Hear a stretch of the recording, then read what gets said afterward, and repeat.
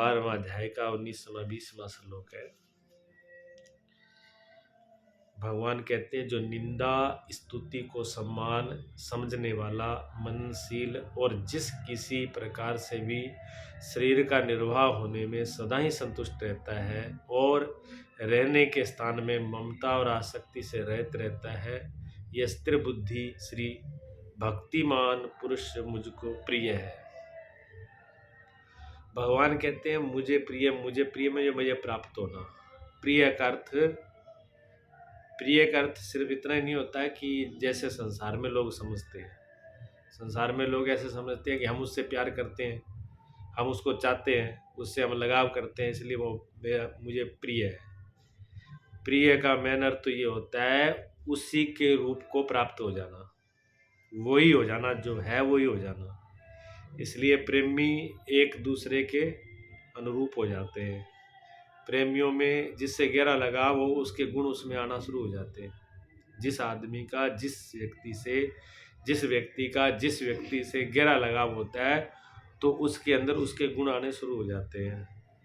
किसी आदमी का अगर जड़ पदार्थों से ज़्यादा लगाव है तो वो आदमी जड़ हो जाएगा।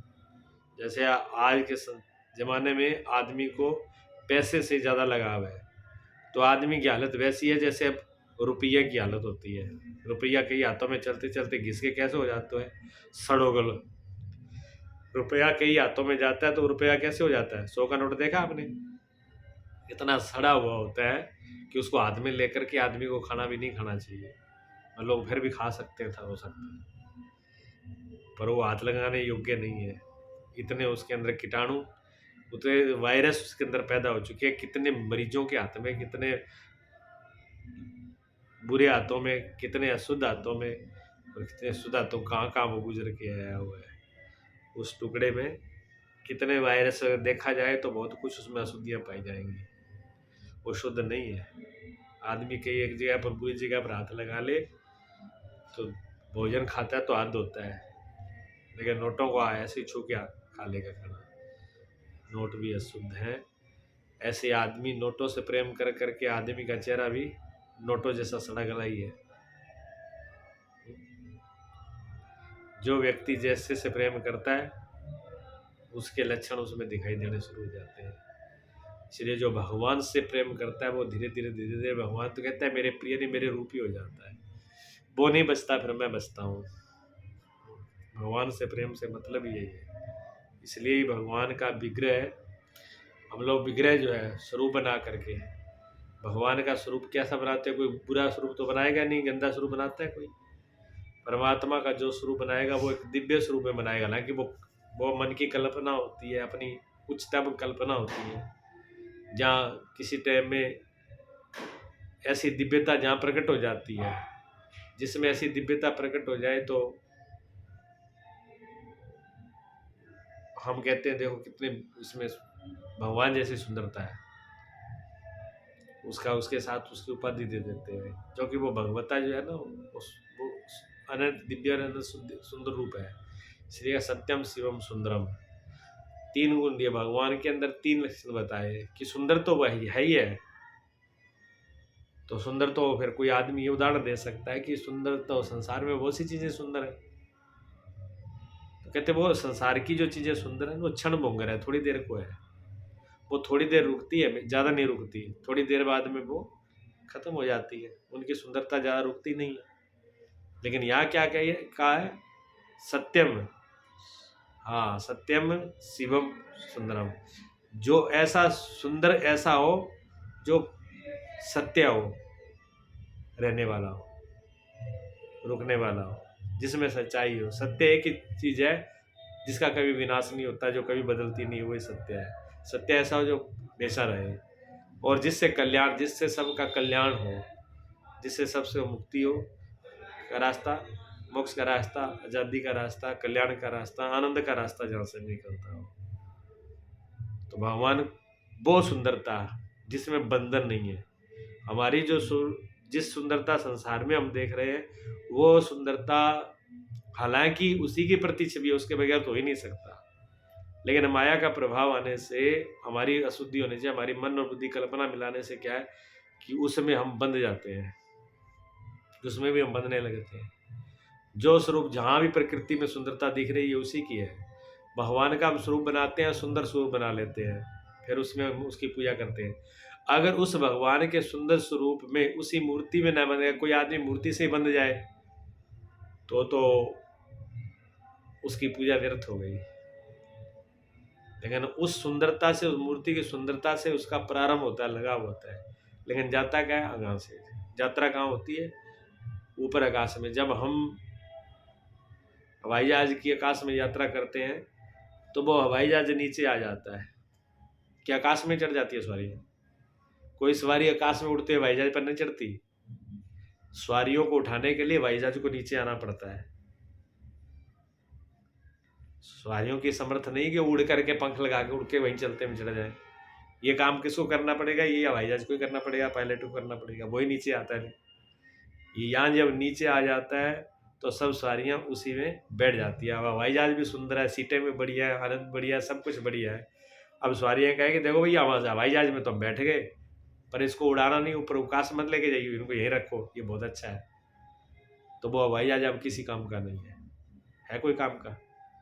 वो हवाई जहाज की, जो हवाई जहाज जिसके लिए है, जिस काम के लिए है, जो उसकी क्षमता है, जो उसकी महिमा है, जो उसका होना है आकाश में उड़ने का, अगर वो मिट गया तो वो हवाई जहाज रहा ही नहीं। फिर तो जैसे नीचे बैलगाड़ी होती है वैसी वो बैलगाड़ी हो गई ना। उस हवाई जहाज का एक ही है कि सवारियों बैठी और सवारियों को भी लेकर के आकाश में उड़ जाए। और जब उड़े जाए सवारी उड़ने के लिए तैयार हो।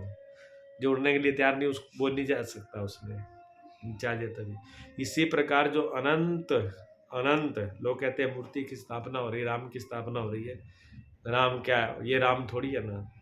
कुछ लोग 4 राम की कल्पना करते हैं। एक राम घटघट में बोले, एक राम घटघट डोले, एक राम घटघट में बोले, एक राम दशरथ का डोले, एक राम का सकल पिसारा, एक राम जग से न्यारा।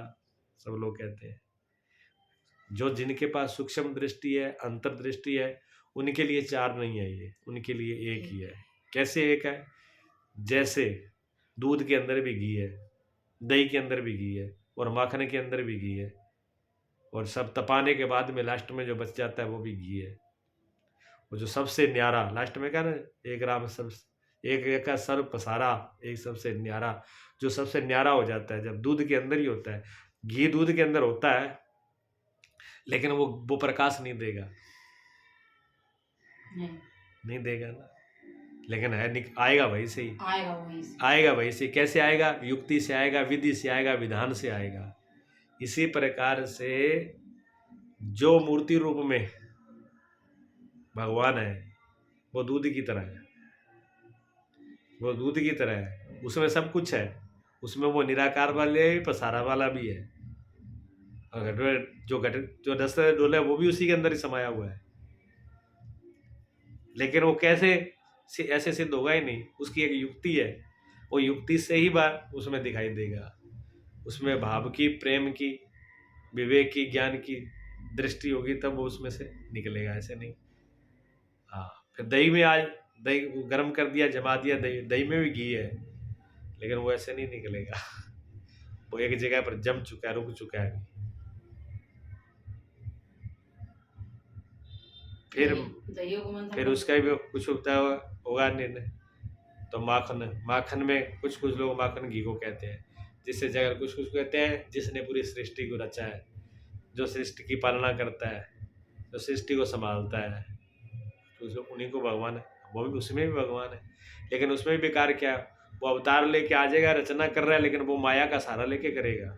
उसमें माया है, बिना माया के सहारे में संसारिक का प्रसार नहीं कर सकता। अगर इस दुनिया की सृष्टि को रचना है, इसको फैलाना है, इसे बढ़ाना है, तो माया का तो सहारा लेना ही पड़ेगा। तो वो कहते हैं मैं योग माया से, भगवान कहते हैं मैं अपनी योग माया से शरीर की रचना भी करता हूँ, और योग माया से इसका प्रसारा भी करता हूँ, और योग माया से समेटता भी हूँ। लेकिन जब अपने शुद्ध ब्रह्म परमात्मा के रूप में, शुद्ध रूप में आ जाता है, जब शुद्ध घी है, बिल्कुल तपा तपू के छान के एक तरफ कर दिया, वो शुद्ध घी। अब वो सबसे अलग जो है शुद्ध घी, अब उसको आप माखन में मिलाओ, मिल जाएगा? जिस दूध में से निकला था उस दूध में द्वारा मिल जाएगा? नहीं मिलेगा। वो ना दूध में मिलेगा, ना दही में मिलेगा, न माखन मिलेगा, वो सबसे अलग ही रहेगा। तो जो तत्व दृष्टि जिनके पास है, जिसके पास सूक्ष्म दृष्टि है, वो तो कहते हैं चार नहीं है, एक ही है वो सब में। लेकिन वो जब लीला करता है अलग अलग रूपों में, तो वही उसी का ही वो होता है। लेकिन वो सब ये सबको पकड़ में नहीं है, तत्व दृष्टियों के जो है उन्हीं की पकड़ में आता है। पर कहीं से तो यात्रा करनी पड़ेगी। पर यात्रा कहीं से होती है? मूर्ति से होती है, स्वरूप से होती है। भगवान ही फिर नीचे आते हैं, जो ऊपर हवाई जहाज की तरह जो ऊपर उड़ रहे हैं, ऊपर है, वो कहते हैं ये मेरे को उस, मैं सबसे न्यारा हूँ, उस तक मेरे तक ये ऐसे नहीं पहुंचेंगे। कैसे पहुंचेंगे? मुझे नीचे आना पड़ेगा। तो वो किसी सदगुरु के रूप में आए, किसी अवतार के रूप में आए, किसी के रूप में आए, किसी रूप में आए, वो नीचे आता है। और नीचे आकर वो कहता है भी जिसको ऊपर चलना हो, जिसकी आकाश की यात्रा करनी हो, जिसको उड़ान भरनी हो, वो मेरे हवाई जहाज में बैठो, कटाओ टिकट। अब टिकट क्या? टिकट चाहिए श्रद्धा, प्रेम, भक्ति, तपस्या, त्याग। त्याग, श्रद्धा, प्रेम, भक्ति, विवेक, ये टिकट, ये खर्चा है उसका, ये चुकाने के लिए तैयार हो आप। आप इस हवाई जहाज में बैठना चाहते हो तो आपके पास खर्चा है। सड़े गड़े कागज के नोट तो चलेंगे नहीं, ना तुम्हारा सोना चांदी चलेगा। तो इस टिकट की जो कीमत है, वो श्रद्धा है, वो प्रेम है, वो भक्ति है, वो ज्ञान है, वैराग है, त्याग है। अगर आप में त्याग करने का बल नहीं है, आप कहते थे उड़ना तो हम चाहते हैं, हम आकाश में तो जाना चाहते हैं, पर हम अपना घर मकान ना छोड़ सकते। घर मकान तो अगर हवाई जहाज में रखो साथ में, आप पूरा ये घर मकान उठा करके हवाई जहाज में साथ में रख लो, तो हम चलने के लिए तैयार है। अब हवाई जहाज में घर मकान तो आएगा नहीं, ना तुम पहुंच पाओगे। अब वो घर को नहीं छोड़ रहा, वो घर मकान भी आएगा नहीं, और खुद भी हवाई जहाज में बैठ पाएगा नहीं, न यात्रा कर पाएगा। तो आदमी यही करता है कि हम जाने के लिए तैयार हैं परमात्मा के रास्ते पर, उस सत्य के रास्ते पर चलने के लिए तैयार है।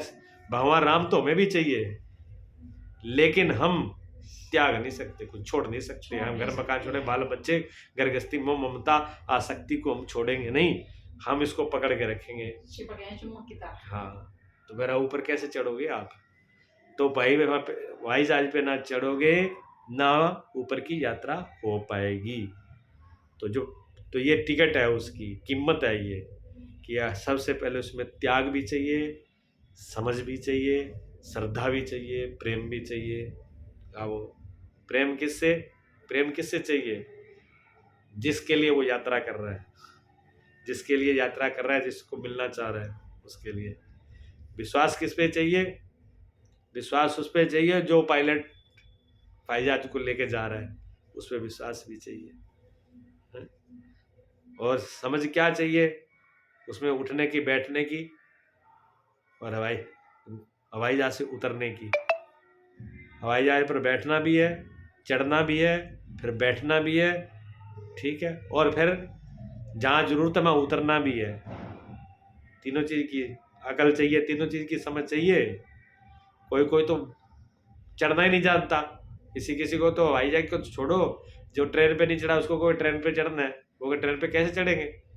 वहाँ स्टेशन इतना लंबा चौड़ा होता है, उस पर भी बहुत कई ट्रेनें खड़ी होती है, और ट्रेनें भी बहुत लंबी लंबी होती है। कौन से डब्बे में चढ़ना है, कहाँ टिकट मिलेगा, और कौन से प्लेटफॉर्म में, जिसको पता नहीं है वो तो ट्रेन में भी ना चढ़ पाएगा। और किसी ने अगर संग जाके चढ़ा भी दिया और उसको कहना आगे उतर जाना, अब वो उतरना भी नहीं जानता कि मेरा स्टेशन कौन सा, मुझे कहाँ तक यात्रा करनी है, कहाँ उतरना है। अगर वो उतरा भी सही जगह पर नहीं, तो भी बड़ी झंझट है, तो यात्रा करनी ना करनी बेकार है। हम जिस मंजिल पे जा रहे हैं और उस मंजिल पे हम उतरे ही नहीं, हम तो कहेंगे देखो हवाई जहाज हमको लेके आया, हम इसको उतरेंगे नहीं, इससे इतनी दूर लेके हम नीचे उतरेंगे नहीं, हम तो इसी को पकड़ के रखेंगे। जब उसी को पकड़ के रखेंगे तो फिर वहाँ जिससे मिलना वहाँ तो ना मिल पाएंगे। हाँ, तो जो अवतार हैं वो लेने के लिए आते हैं। हम ऊपर नहीं जा सकते, वो ही नीचे आते हैं, तो उन पे चढ़ने के लिए समझ भी चाहिए, फिर यात्रा के लिए अपनी भी चाहिए। और जब वो बोले कि यहाँ पर उतरना है, तो वहाँ उतरना भी है। वो साधन की तरह, जिस चीज़ का उपयोग हो रहा है तो उसको साधन की तरह उपयोग करना होता है। और साधन बहुत कीमती चीज़ है, सिर्फ मंजिल कीमती नहीं है। मंजिल तो अपनी जगह पर रहती है, मंजिल आती जाती नहीं है, मंजिल पास में नहीं आती, लेकिन साधन हमारे पास आता है और मंजिल तक लेके जाता है। जो हमारे पास आए हो और हमको लेके जाए, उसकी बड़ी कीमत है, मंजिल से भी ज़्यादा की बड़ी कीमत है, क्योंकि वो तुम्हारा लेके आया ना। मंजिल तो अपनी एक जगह पर स्थिर है, लेकिन मंजिल तक पहुंचाया किसने है? जिसने पहुंचाया उसकी कीमत है। साधन है। हाँ, उसकी कीमत हमको चुकानी पड़ेगी। तो श्रद्धा प्रेम ये चाहिए, तब वहाँ पर पहुँच पाते हैं।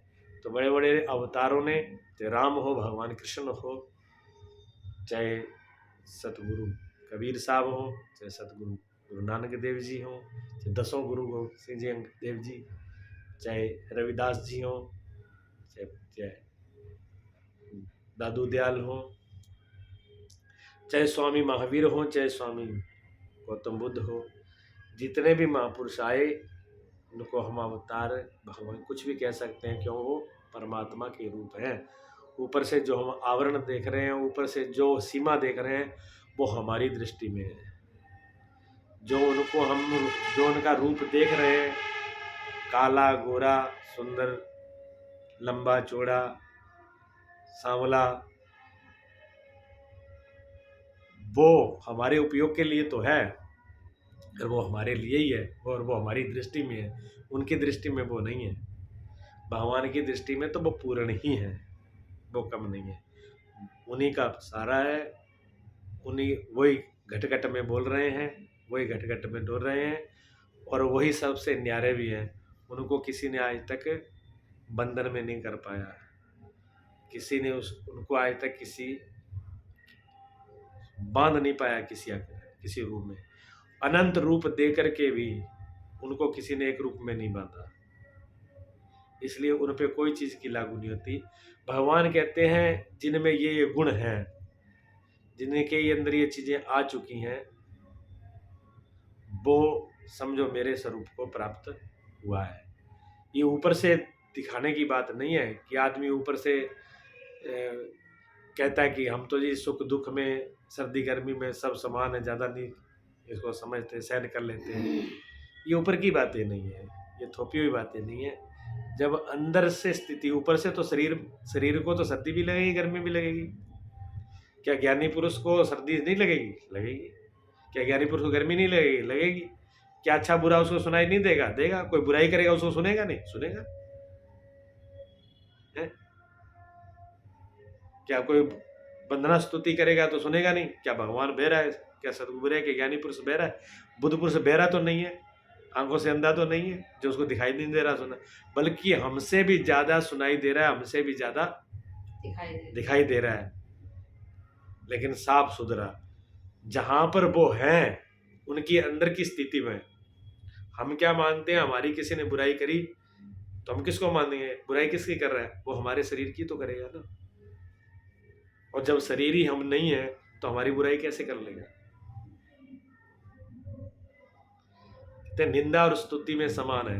निंदा स्तुति किसकी हो रही है? कहां पर हो रही है? शरीर को लेके तो करेंगे ना। और शरीर को हमने किसको बना लिया? और शरीर भी सिर्फ शरीर तक नहीं है, सर्दी गर्मी तो शरीर तक है। सर्दी गर्मी में उनको लग रही है, लेकिन अज्ञानी आदमी को सर्दी लगेगा तो वो कहेगा मैं सर्दी के मारे मर रहा हूँ, मैं गर्मी के मारे मर रहा हूँ। लेकिन ज्ञानी कहेगा शरीर को सर्दी लग रही है, शरीर को गर्मी लग रही है। इसका प्रॉब्लम वो इतना देख रहा है कि शरीर को लग रही है, मुझे नहीं लग रही, उसको इतना ज्ञान है। लेकिन हम ऐसे भेद नहीं करते, हम तो एक ही हैं, भेद करेगा कहाँ? हम अलग है ही नहीं, हम चेतन है ही नहीं, हम तो जड़ ही हैं। तो हमारा भेद नहीं होता है। ये भेद किसका है? ये ज्ञानी क्या भेद है, अज्ञानी क्या नहीं है। अज्ञानी क्या अलग अलग है। अज्ञानी जो है अपने को एक मान लेता है कि मैं ही शरीर हूँ। अब जब निंदा हुई, मान लो बुराई करी, बुराई किसकी हो रही है? बुराई इसकी हो रही है कि जिस चीज को हमने मान लिया था, और माना भी किससे था? दूसरों को कहने में। दूसरों ने, किसी ने कहा कि तुम बहुत सुंदर हो, तुम्हारे में बड़े गुण हैं, तुम्हारे तो बड़े सद्गुण हैं, तुम्हारा स्वभाव तो बहुत अच्छा है, तुम तो बहुत पढ़े लिखे हो, तुम तो बहुत योग्य हो, तुम्हारी तो बहुत कीमत है, तुम हर बात। अब हमने अपने आप को मान लिया हम सज्जन पुरुष हैं, हम ज्ञानी हैं, हम भले हैं। अब जो दूसरों को सुन सुन के दूसरों से हमें अपने आप का तो पता नहीं, अपने आप का तो होश ही नहीं है कि हम क्या है। हमें अपने आप का तो होश ही नहीं है कि हम क्या है। हमको दूसरों ने बता दिया कि आप क्या हो, क्या बता दिया कि आप बड़े भले आदमी हो। जब दूसरों ने बताया भले आदमी हो तो हमने अपने आप को क्या बना लिया, अपने आप का एक रूप बना लिया। कौन सा? बड़ा सुंदर और बड़ा भला, बड़ा सज्जनता और सात्विक एक रूप बना के, एक मूर्ति बना के हमने तैयार कर लिया। अब वो हम है, वही हम है। फिर किसी ने आगे कहा कि ये, किसी ने कहा इसमें कोई गुण है? सबसे लुच्चा लफंगा तो यही है, सबसे मूर्ख आदमी, इसको अकल नाम की चीज नहीं है। अब जब ये बात सुनने को मिलती है तो क्या हुआ कि जो मूर्ति हमने बनाई थी उस मूर्ति में से उसने एक एक करके ईंटें निकाल ली। उसने जिस मूर्ति पत्थर से बनी थी उसमें से उसने निकाल लिया जिन पर बना था धातु से। क्यों? लोगों ने कहा था कि ये बढ़िया है और लोगों ने बोला कि ये खराब है। तो जिससे मूर्ति बनी थी उसी से वो मूर्ति टूट गई। सिर्फ मूर्ति नहीं टूटी, कौन टूटे? हम टूटे। क्यों टूटे? क्योंकि वो मूर्ति को हमने अपना होना माना था। अपना होना किसको माना हमने? मूर्ति को। और जिसने ये समझ लिया हो कि ये जो लोग बता रहे हैं, लोग जो सजा रहे हैं, लोग जो ऊपर से ये चिपके रहे हैं पोस्टर, ये मैं नहीं हूँ। जो लोगों ने ये कपड़े पहनाए हैं ना राम के और रावण के, राम के जिस एक्टर को राम के कपड़े पहना दिए तो राम नहीं बन जाता, और जिस एक्टर को रावण के कपड़े पहना दिए तो रावण नहीं बन जाता। ऊपर से वो करेगा, हरकत करेगा, राम के कपड़े पहन के, और राम जैसा ही बर्ताव करेगा, राम जैसे ही बोलेगा, राम जैसे ही मुस्कुराएगा, राम जैसा वो ऊपर नाटक करके दिखाएगा, लेकिन अंदर जानता है ना मैं कौन हूँ। क्या अंदर से उसको पता है कि मैं राम हूँ। और रावण भी वैसे ही पूछे सिर लगा करके, क्या अंदर से वो नहीं जानता कि हम कौन से हैं? सब जानता हूँ, नाटक कर रहे हैं। जब हनुमान जी को एक रामलीला ऐसे हो रही थी तो रावण और हनुमान जी का आमना सामना हो गया, रामलीला की बात। तो उस टाइम में जो रामलीला किया करता था, जो रावण बनता था लड़का, उसको हो गई बुखार, तो वो तो आया नहीं। तो लोगों ने कहा इसकी जगह कोई और मोटा ताजा लड़का बना दो। तो गांव से मोटा ताजा लड़का पकड़ लिया कि तुम इतना रोल कर दिए, ये बातें बोल दिए कि ठीक। अब हनुमान जी जब रोल कर रहे तो हनुमान जी गदा लेके सामने आया, वो तू ही रावण है और देख एक गधे में तेरा भी हम काम तमाम करते हैं। जैसे हनुमान जी ने गदा लेके सामने, और रावण ने, जो रावण बना था कलाकार, उसने कहा सुन भैया हनुमान जी, हम तो पप्पू हलवाई हैं, हम रावण रूवण नहीं है, पहले बता देते हैं। वो तो हमको ले आए, ये कपड़े पहना दिए, तुम ये गदा मार दो, हमारा काम कर दो। राम है कि वो अंदर से जानता है ना। जो कलाकार है वो जानते हैं, लेकिन ऊपर से भी पाठ कर देते हैं, रोल कर देते हैं। तो इसलिए जो जो अवतार लीला करते हैं, जो लीला करते हैं उनको भी पता होता है अभी हम लीला कर रहे हैं। लीला का मतलब ही नाटक होता है, हम वो नहीं है। भगवान शिव ने जब राम जी को प्रणाम किया, सच्चिदानंद रूप, सती को भ्रम हुआ, ये जो वन में रोते फिर रहे राम हो सकते हैं? भगवान मुस्कुराए, कहा यही सच्चिदानंद है। लेकिन ये लीला ऐसी कर रहे हैं। अब पाठ इतना प्रणाम तो हमने इसलिए किया, जो वास्तव में सच्चिदानंद रूप है, पूरे ब्रह्मांड का मालिक है, और एक मनुष्य की जैसे आदमी की लुगाई बात जाए और वो भी ऐसे नहीं रोता, वो इतना बड़ी, मतलब इनका पाठ देख करके तो हमने प्रणाम किया इनको भी। जो इतना बड़ा आनंद सच्चिदानंद है और वो रो रहा है तो बड़ी गजब की बात है। तभी तो हमने प्रणाम किया। और प्रणाम क्यों किया हमने? अगर ये अपने रूप में होते तो शायद हम प्रणाम नहीं करते, पर इनके रोल को, इनके नाटक को देख के ही तो हम आश्चर्य में, वे नाटकी जबरदस्त है, इतना बड़ा रोल कर देते हैं। जिनके दुख सुख आस पास ही नहीं है, जिनके दुख और सुख तो आस पास भी नहीं है, और फिर भी वो रो करके और हंस के दिखा रहे हैं। ऐसा उनका रूप है। तो वो लीला करते हैं, लेकिन हमारे लिए वो नहीं है। हम तो वो किसको मानते हैं? जो दूसरों ने बता दिया वो हमने मान लिया। लोगों ने हमको अच्छा कहा तो हम अच्छे हैं, बुरा कहा तो बुरा है। इसलिए जब अच्छा कहते हैं तो हमारी फिर हम फूल करके स्तुति में आहा, हमारे जैसा कोई नहीं है, हम बड़े हो जाते हैं, और जब कोई बुराई करता है तो हम छोटे हो जाते हैं, तब हमें चित होती है। भगवान कहते हैं जो निंदा और स्तुति में समान समझने वाला, कोई फर्क नहीं पड़ता। जिसने जान लिया हो अपने आप को भी ये मैं नहीं हूँ, ये पुतला मैं नहीं हूँ, जो ये तस्वीर बनाई है ये मैं नहीं हूँ, जो मैं रोल कर रहा है ये मैं नहीं हूँ, जो इस बात को जानता होगा, फिर उसमें कोई उसको बुरा कहे चाहे भला कहे, फिर क्या लगेगा उसको? कुछ फर्क ही नहीं हुआ। फर्क नहीं, वो अंदर से मुस्कुराएगा, और अंदर ही अंदर उसको मुस्कुराहट होगी। जो अच्छा कह रहा है वो भी बावड़ा है, तो बुरा कह रहा है वो भी बावड़ा है, बस बस। वो दोनों ही बावड़े हैं, दोनों ही भ्रम में हैं। लेकिन एक चीज जरूर हो जाएगी, कहते फिर अच्छा बुरा नहीं कहना चाहिए, फर्क पड़ता है। अच्छा बुरा ज्ञानी के लिए तो ये बात ठीक है, लेकिन जो इस रास्ते पर चलना हो, जो इस रास्ते पर चला हो, फिर वो बुराई ना करे, वो अगर किसी में देखे तो गुण देखे, अच्छाई देखे। इसलिए हम अच्छी अच्छी जगह प्रभुता को देखते हैं, भगवान को देखते हैं, अच्छी अच्छी जगह पर भगवान को हम देखते हैं, जिससे हमारे अंदर अच्छाई, उस चीज में फर्क नहीं पड़ेगा, लेकिन जो देख रहा है उसमें फर्क पड़ेगा। बुराई देखने वाला बुरा हो जाएगा और अच्छाई देखने वाला अच्छा हो जाएगा, इतना फर्क पड़ जाता है। ये करने वाले पर होता है, लेकिन जिसकी की जा रही है उसको कोई फर्क नहीं पड़ता। जब भगवान कहते हैं जो ऐसा हो गया वो ही मुझे प्रिय, वो मेरे जैसा हो जाता है, तो भगवान को क्या फर्क पड़ेगा? बहुत से लोग कहते हैं ये राम नहीं है, ये वो है, ये झूठा है, ये पुरुषोत्तम, क्या फर्क पड़ रहा है उनको? रावण ने राम को कितनी गालियां दी, तभी रावण जो है राम के धाम को पहुंच गए, शत्रु भी उनके मित्र भी उनके। आज क्या हो रहा है? सबके मुंह से राम राम राम राम निकल रहा है। जो प्रेम और श्रद्धा से ले रहे हैं वही भगवान के नजदीक है, जिनको अच्छा नहीं लग रहा, सुहा नहीं रहा, वही कहते हैं क्या राम राम लगा रखी है, राम राम तो वो भी बोल रहा वो बोल लो। है, तो राम तो दोनों ही बोल रहे हैं। दोनों। इसलिए भगवान की तरफ से जो शत्रुता करता है वो भी राम का प्रिय है और अब जो प्रेम कर रहा है वो भी उनको प्रिय है, उनको दोनों भी अच्छे हैं। क्यों? दोनों में नाम तो उसी के ही ले रहे हैं ना। रावण को भी उनको भेज रहा है, विभीषण भी उनको ही भेज रहा है, विभीषण उनकी गोद में चला गया, लेकिन दोनों में भेद रहा, दोनों में ऊपर की दृष्टि से भेद है। एक बुराई की तरह, एक ने बुराई की तरह भजा तो उसको वो बुराई की तरह मिटा, एक अच्छाई की तरह भजा तो वो अच्छाई की तरह मिटा, मिटा दोनों ही, ना विभीषण बचे ना रावण बचे, ये तो दोनों ही, शरीर तो दोनों की छूटा, दोनों ही मरे। लेकिन एक बुराई के तरीके से किया गया उन्हीं की शरण में, लेकिन बुराई उसके साथ में रही और बुराई का तरीका अपनाना पड़ा, रास्ता भी बुराई का था। और एक अच्छाई के तरीके से गया तो उसने राज भी भोगा, भगवान की शरण में भी रहा और उनकी शरण में भी पहुंचा, भगवान की रास्ता पर चलोगा सुख मिलो, सुख मिला।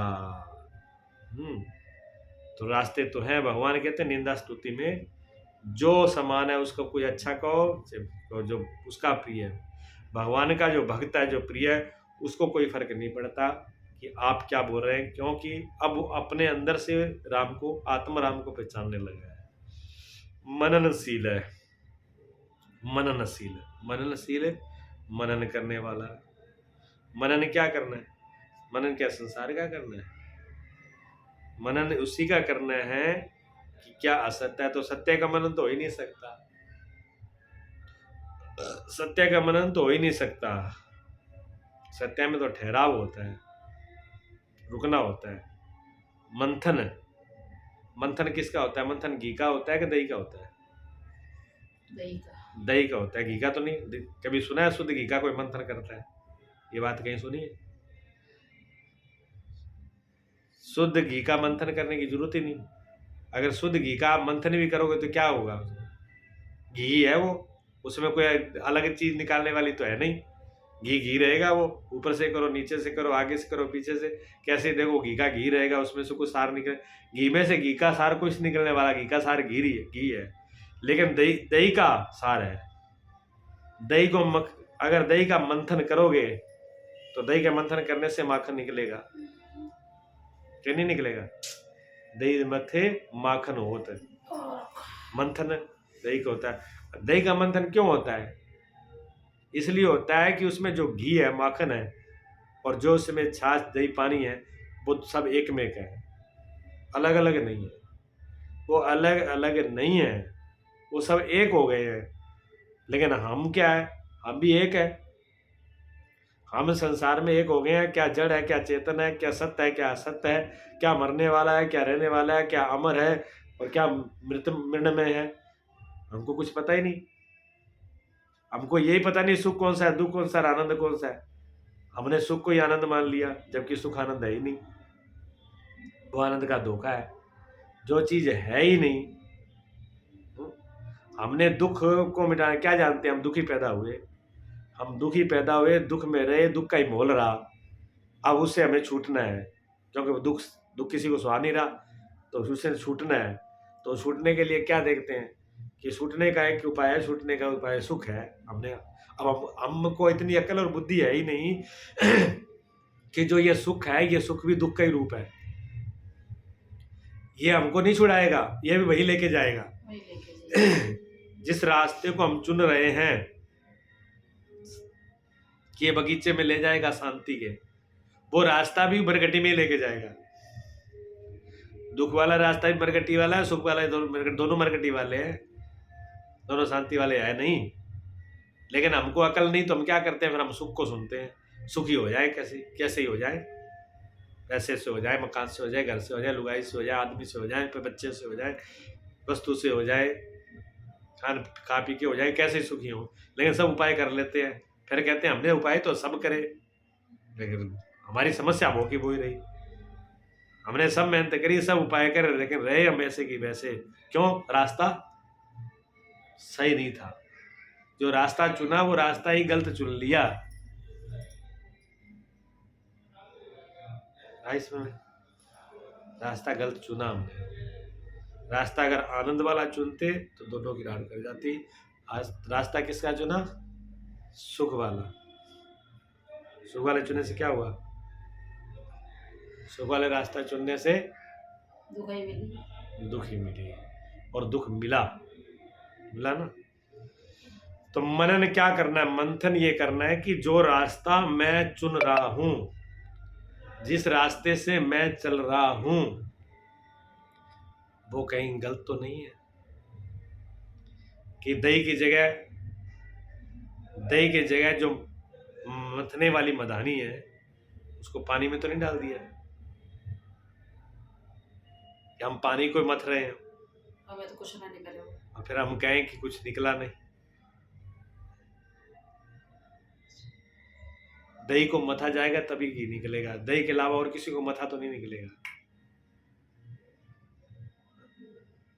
दही की जगह हम कीचड़ में ही मथ रहे हैं।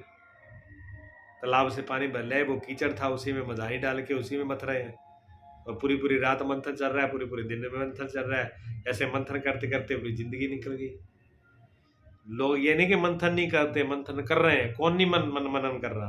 हर आदमी मनन कर रहा है, हर सोच रहा है, अपनी पूरी ताकत लगा रहा है। हर आदमी अपनी ताकत लगा के मंथन कर रहा है, किताबें भी पढ़ रहा है, पढ़ाई भी कर रहा है, कॉलेज भी जा रहा है, इंजीनियर भी कर रहा है। मंथन कौन नहीं कर रहा? इंजीनियर कर रहे हैं, जज कलेक्टर भी हो रहे हैं, बड़े बड़े अधिकारी भी हो रहे हैं, बड़े बड़े जज भी हो रहे हैं, बड़े बड़े वैज्ञानिक भी हो रहे हैं। लेकिन फिर भी सार नहीं निकल रहा, सार हाथ में नहीं आ रहा, फिर भी घी मक्खना हाथ में नहीं लग रहा है। तो हो सकता है कि जिसको मंथ रहे हैं वो सही नहीं है, तरीका सही नहीं है, जिस चीज को मंथ रहे वो सही नहीं है। मंथन भी तो ये भी तो बताओ, मंथन करना क्या है, क्या है सत्य असत, निर्णय कर लें, विवेक कर लें क्या मंथन है, रास्ता कौन सा, उस रास्ते को चुन लें, उस रास्ते पर चलें। जिसको हमने मान रखा है क्या वो वास्तव में सत्य है? जिसको हमने सुख मान रखा है क्या वास्तव में वो सुख है? जिसको हमने अपना मान रखा है क्या वास्तव में अपना है? ये मंथन करने में हमको भय लगता है, डर लगता है। क्यों? जब इसका मंथन करोगे तो आपको लगेगा, अंदर से दिखेगा कि वास्तव में ये तो हमारे नहीं है। घबराहट भय होती है ना, तब है ही ना, सुख है हमारा ना दुख है हमारा, हमारा कुछ भी है ही नहीं। दुख के तो छोड़ो, जिनको मान रखा है ये शरीर मरेगा, तो मिटना ही मिटना है, बच्चे भी मरेंगे, मिटना ही है।